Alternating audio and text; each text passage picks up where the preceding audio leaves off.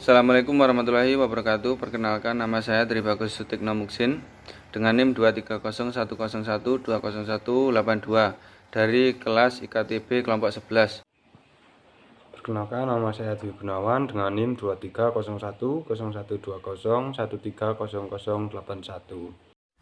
Assalamualaikum warahmatullahi wabarakatuh. Perkenalkan, nama saya Ica Naftanda Syifa dengan NIM 2301201201302. Assalamualaikum warahmatullahi wabarakatuh. Dengan saya Muhammad Amar Saifuddin dengan NIM 23010130161. Kami dari Ilmu Kesehatan Ternak B kelompok 11. Di sini saya akan menjelaskan tentang biosecurity konseptual, yaitu biosecurity yang menjadi dasar dari seluruh program pengendalian penyakit dan berada pada tingkat pertama. Lalu dalam penerapan biosecurity konseptual ada beberapa hal yang perlu diperhatikan. Di antaranya pemilihan lokasi peternakan, khususnya untuk pembangunan kandang, karena dalam penerapan biosecurity konseptual jarak kandang dengan pemukiman harus diperhatikan. Selain itu perlu mengelola pengaturan umur dan jenis ternak. Baik, di sini saya akan menjelaskan hasil pengamatan dan wawancara dari peternakan sumber berkah milik Ibu Vera secara konsep biosecurity konseptual. Yang pertama yaitu pelayanan lokasi jauh dari permukiman dan sudah mendapatkan perizinan dari kelurahan. Untuk kelengkapan fasilitas kandang yaitu air sumur sedalam 60 meter, lalu listrik dan jalan mudah diakses dan dapat dilalui truk. Untuk mengantar pakan atau melakukan pengantaran hasil panen. Lalu gangguan usaha yaitu kompensasi lingkungan dan pemukiman dikarenakan bau yang dikeluarkan dari kandang padahal tidak mengeluarkan bau. Pernah ada pungli dari ormas dan juga kematian pernah mencapai 3,5% dengan rata-rata rentang kematian 1,8 sampai 3,5%. Untuk perkembangannya peternakan ini tidak ada karena ada peraturan tentang pembatasan DOC. Baik, di sini saya akan menjelaskan mengenai penerapan konsep biosecurity struktural pada peternakan ayam sumber berkah milik Ibu Vera. Biosecurity struktural merupakan tata letak atau layout bangunan kandang yang didirikan dan struktur bangunannya. Bangunan dalam suatu peternakan dibagi menjadi dua, yaitu bangunan pokok yang meliputi kandang, tempat stok pakan, tempat penampungan telur, dan pos jaga, dan juga bangunan pendukung seperti kantor dan penginapan karyawan. Pembagian wilayah dalam suatu kandang dibagi menjadi 3 zona, yaitu zona bebas, kemudian zona bebas terbatas, dan yang terakhir zona terlarang.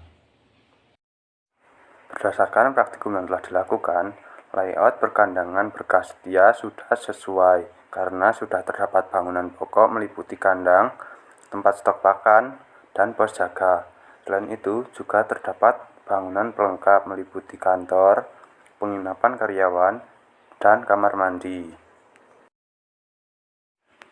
Untuk fasilitas bangunan sendiri sudah terdapat kipas yang dioperasikan secara manual, tempat pakan dan nipel minum yang diisi secara manual, dan juga sudah terdapat pemanas kandang.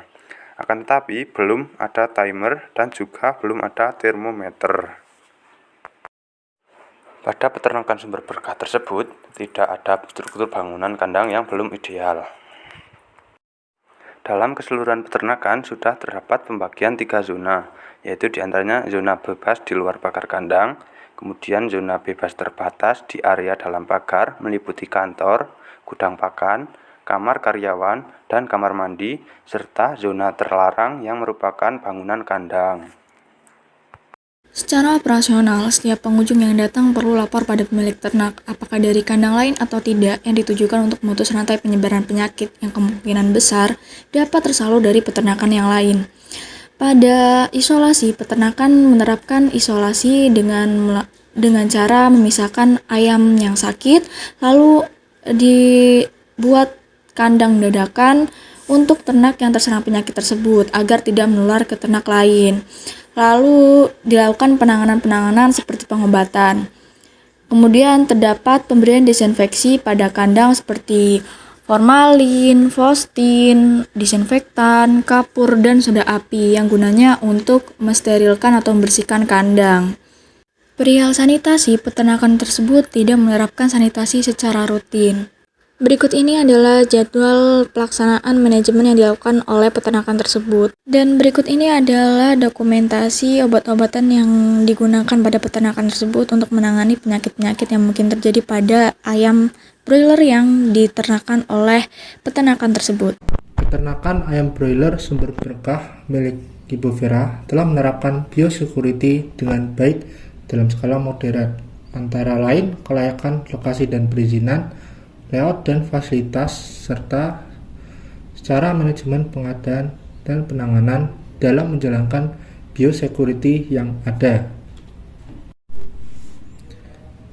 Sebagai saran, peternakan ayam broiler sumber berkah dapat memperketat biosecurity yang ada, seperti pengadaan sanitasi rutin sebelum masuk kandang dan melengkapi fasilitas kandang yang belum ada, sehingga penyebaran penyakit dan jumlah kematian pada ternak dapat diperkecil.